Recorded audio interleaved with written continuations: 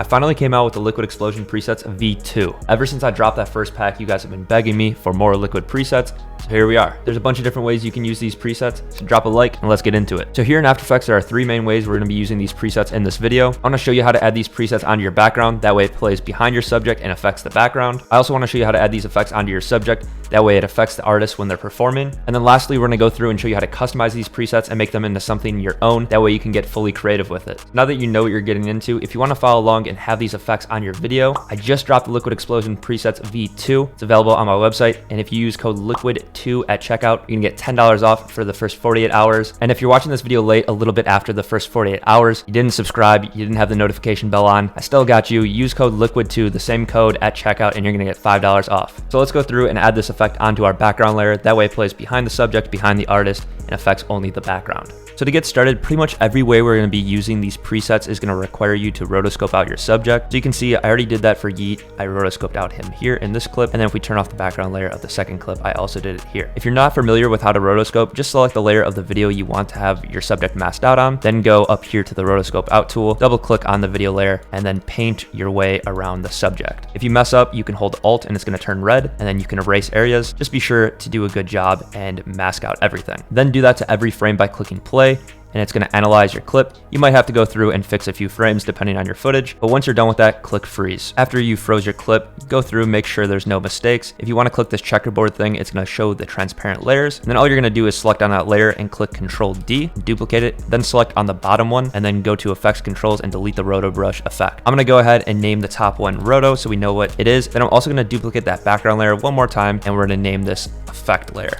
So basically, if we turn off the 2 bottom layers, the roto layer is the subject itself, and then the other 2 layers are just the default clip, plain, completely original. So then once you've imported the pack into After Effects, go to Animation Presets, User Presets, and then you will find Ryan Delmata Liquid Explosion Pack V2. Now this pack works for 4K footage, HD footage, vertical HD, and vertical 4K. So if you want to use it for TikToks, if you want to use it on 4K footage, HD footage, whatever, it's going to work. Our footage is 1920 by 1080 here, so we're going to choose that option. Wherever you put the playhead is where the effect's going to start. So go to the beginning of your clip. Let's go ahead and drag on one of these effects. Let's do Portal onto the effects layer. And then once it renders, you play it, you see you have the effect. And this is where the pack helps you save time and inspire some creativity, because now you can drag on any of these presets onto the effect layer and you will instantly have effect behind your subject. We'll go ahead and show one more example. Yeah, this one's one of my favorite. I think it looks crazy. The best part about this pack is you can go through and customize the color or how the effect looks and everything. We're going to be going over that a little bit later in the video, but that is how to add the effects onto the background layer behind your subject. Now, if you want to have multiple background effects play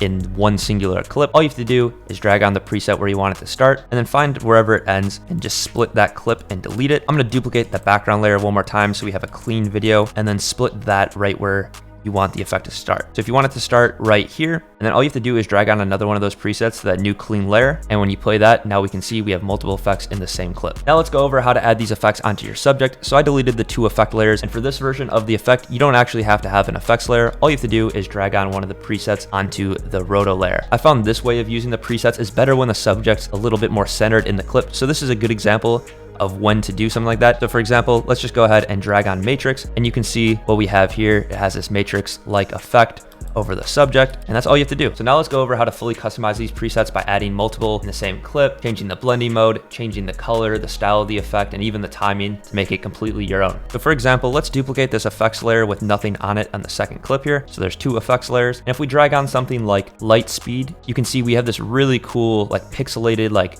water glitchy effect, and it looks really dope like this. But if you go over to the layer, you can also change the blending mode. So you can change it to add, you can change it to overlay. All these different blending modes are going to give you different options with each of your clips, and depending on your clip and the preset you use, it's going to look different for each one. But there's a lot of really cool looks you can get by just changing the blending mode. So you can do that to any of these presets, and it's going to take that one preset and make it into a bunch of different ones, because it's going to give you so many different looks. Let's go ahead and keep this one on add, and then what I'm going to do is actually drag this effects layer over the other one, so it's going to be blank and you're not going to see it for a second. But if we drag something like Explosion Liquid onto that top layer now, because there's space in between the clip, we can see that pixelated behind. So something like this looks really, really crazy. And that's because not only do we have one preset on, now we have 2, and they're color changing at the exact same time. I set up these presets that That way they're going to loop forever. So depending on how long your clip is, it's going to continue just looping colors and keep coming out. These two in combination with each other look really, really crazy. So now that we went over combining presets and changing the blending mode, let's go over just how to change the color and change the timing and also the style of the effect on one of these presets. So again, let's duplicate that background layer, rename, and make an effects layer. So let's go ahead and drag a preset like marble roll onto our effects layer. And when we play that, you can see that's what it looks like default when you just add the preset on. Now, if we want to go through, change the color, change the style, change the timing of the clip, if you click U on that layer, it's going to open up all these keyframes. And what I would start with just to play around with effects is the effects values that I've already keyframed. So for example, if we change the color balance HSL, if we change that, you can see we can get a different color.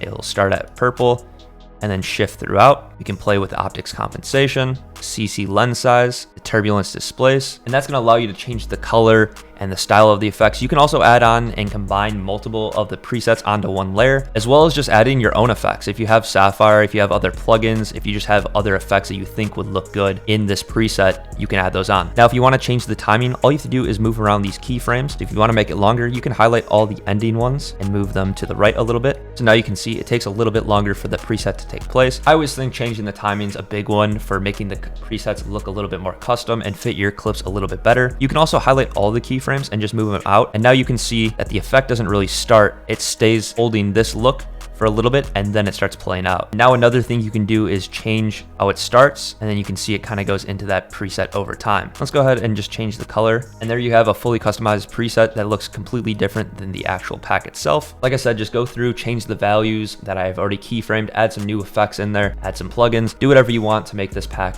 a lot more unique and fit your style. Now, one thing I'm going to do before we end the tutorial is highlight all these layers, pre-compose them, name this RSMB, and then move all attributes into a new composition. And then we're going to go to that pre-comp layer and add RSMB. Now, RSMB is a plugin that's not native to After Effects, but if you don't have it, you can use CC Force Motion. It's pretty much the same thing. It just runs a little bit slower on my computer, but RSMB and CC Force Motion are to make these liquid effects look so much better on your clip. So I'd highly recommend, if you don't have RSMB, go ahead and snag that or just use CC Force Motion. You can really see with this clip right here how it's blending these layers together and making it look just a lot more liquid-like and kind of flowing the clips together. So once that's rendered out, you can see now there's a lot more just fluidity to the whole entire effect. Now, the preset pack itself is all native to After Effects, so all you need to do these effects is just the preset pack itself. You don't need any plugins, you don't need RSMB, you don't need anything external from After Effects besides the preset pack itself. If you did want any of these effects in your video, go over to my website. The Liquid Explosion Pack V2 is now out and available. Be sure to use that code LIQUID2 at checkout. Save yourself $10 for the first 48 hours. And anytime after that, if you still use the same code LIQUID2